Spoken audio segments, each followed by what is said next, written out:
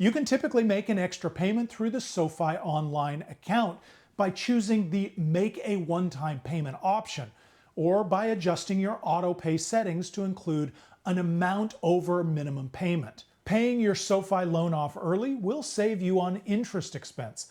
SoFi does not charge a prepayment penalty, so it's encouraged to make extra payments. Extra payments early in the life of the loan, especially for loans with longer terms, are especially powerful in helping you get out of debt early. If you need evidence for having paid off a SoFi loan, you will receive a paid in full letter 5 business days after you pay off the loan in full.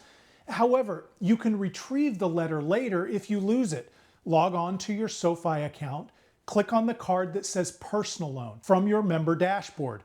On the Personal Loan Summary page, select Documents. From there, you can see the letter in the Communication section. If you run into trouble and can't make your monthly payment, it's always best to contact SoFi's special handling team as soon as possible.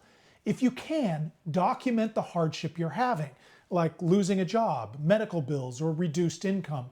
They might be able to help you through temporary forbearance, reduced payment options, or loan modification.